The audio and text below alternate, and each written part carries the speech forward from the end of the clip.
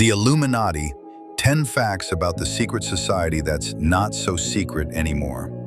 The name itself whispers of conspiracy, the Illuminati, a shadowy cabal of global elites, secretly pulling the strings of power, manipulating world events from behind a veil of ancient symbols and arcane rituals.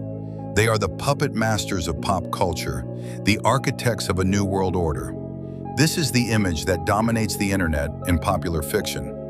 But what if the real story was stranger, more mundane, and far more interesting? The truth is, the Illuminati was a real, historical secret society. But its story is not one of global domination, but of radical philosophy, Enlightenment ideals, and a spectacular, rapid failure. To understand the Illuminati, we must separate the historical reality from the sprawling modern myth it has become. Here are 10 facts that shine a light on the real story. 1. They were a real group, but they only lasted 9 years. This is the single most important fact about the Illuminati. They were a genuine, historical organization, but their existence was remarkably brief. The Order of the Illuminati was founded on May 1, 1776, in Bavaria, now part of modern Germany. Its founder was a 28-year-old professor named Adam Weishaupt. The group grew for a few years, but its radical ideas quickly made it a target. After being infiltrated by government agents and weakened by internal disputes, the Bavarian ruler, Duke Karl Theodor, outlawed all secret societies in 1785. The government seized the order's documents and arrested or exiled its key members. For all intents and purposes, the historical Bavarian Illuminati was completely dismantled and had ceased to exist by 1787. The global conspiracy of today's lore has no connection to this short-lived German club. 2. Their founder was a radical professor, not a shadowy tyrant. The man behind the Illuminati wasn't a mysterious aristocrat or an occultist, but a university professor. Adam Weishaupt was a teacher of canon law at the University of Ingolstadt and a fierce product of the European Enlightenment. He was deeply opposed to the immense power wielded by the absolute monarchy and the Roman Catholic Church, particularly the Jesuit order, which had previously controlled his university. Weishaupt didn't want to rule the world. He wanted to liberate it. He envisioned the Illuminati as a secret society that could discreetly spread radical Enlightenment ideals, like reason, liberty, and opposition to superstition, among the educated and influential men of Europe, creating a network of free thinkers who could gradually reform society from within. 3. Their true goal was enlightenment, not world domination. Modern conspiracy theories paint the Illuminati as architects of a new world order, a sinister global government. Weishaupt's actual goals were almost the exact opposite. His ultimate, utopian vision was a world so enlightened that it would no longer need the structures of the state or the church. He believed that if people were educated in reason and morality, they could govern themselves without the need for princes or priests. Their aim was not to seize power, but to make the existing power structures obsolete through a quiet revolution of the mind. It was a profoundly radical and idealistic goal, one that aimed to perfect human nature and create a world of universal liberty and equality. 4. They used elaborate secrecy and strange nicknames. To protect their radical agenda from the authorities, the Illuminati adopted a complex system of secrecy. Members were required to use pseudonyms, often from the classical world. Weishaupt himself was known as Spartacus. Another prominent member, Adolf von Knigge, was Philo, and the map of Germany was redrawn with secret names. Munich was Athens. They used a cipher to encrypt their correspondence and had a hierarchical structure with intricate initiation rites, where members would slowly be introduced to the order's true, anti-monarchical aims as they rose through the ranks. While this secrecy was a practical necessity, it also created an aura of deep mystery that would later fuel accusations of sinister plotting. 5. They infiltrated the Freemasons to find recruits. Weishaupt quickly realized that building a secret society from scratch was a slow and difficult process. To accelerate growth, he devised a brilliant strategy: infiltrate and co-opt an older, larger, and more respectable organization, the Freemasons. In 1777, Weishaupt joined a Masonic lodge in Munich.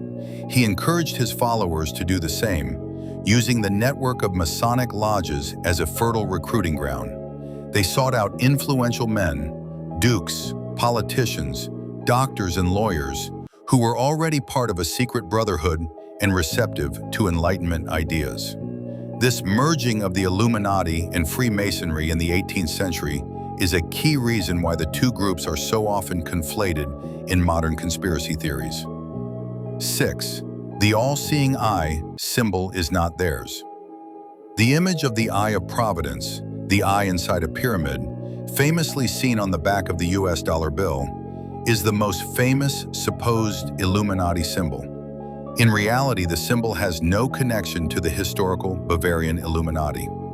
The Eye of Providence has been used for centuries as a symbol for the Christian concept of the divine watchfulness of God. It was also adopted by the Freemasons to represent the great architect of the universe. The symbol was added to the Great Seal of the United States in 1782, years before the Illuminati myth had spread beyond Bavaria. The connection between the symbol and the Illuminati was invented much later by conspiracy theorists looking for hidden signs. 7. The modern conspiracy theory was born from fear of revolution. So how did a defunct Bavarian club become a global boogeyman? The myth was born in the panicked aftermath of the French Revolution. In the 1790s, conservative writers across Europe were horrified by the overthrow of the French monarchy. Unable to believe it was a popular uprising, they sought a hidden hand. Two men, a Scottish physicist named John Robison and a French Jesuit priest named Augustin Baruel, independently published books arguing that the revolution was the result of a secret plot hatched by the Illuminati. They claimed the group had survived its suppression and was continuing its master plan to destroy all monarchies and religions. These widely read books took the ghost of the Illuminati and transformed it into the ultimate hidden enemy, the source of all modern rebellion. 8. They were revived as a joke in the 1960s. For over a century, the Illuminati myth remained on the fringes. It was explosively reintroduced into the mainstream, not by a conspiracy theorist, but by a group of pranksters. In the 1960s, writers Robert Anton Wilson and Carrie Thornley began sending fake letters to magazines like Playboy, attributing various events to the secret machinations of the Illuminati. They did this as a satirical social experiment, a way to highlight how easily people accept strange narratives. This project grew into their cult classic sci-fi comedy book series, The Illuminatus Trilogy, which threw every conspiracy theory imaginable into one grand, absurd plot. The books were meant as a joke, but many readers took the bait, and the Illuminati was reborn as a modern pop culture phenomenon. 9. Internal squabbles helped lead to their downfall. While government suppression was the final nail in the coffin, the Illuminati was also critically weakened from within. A major source of conflict was the clash between its founder, Adam Weishaupt, and a prominent early member, Baron Adolf von Knigge. Knigge was a skilled social organizer who was instrumental in structuring the order and recruiting high-profile members through his Masonic connections. However, he and Weishaupt constantly argued over the direction and control of the society. Weishaupt was often seen as tyrannical and secretive, even with his own inner circle.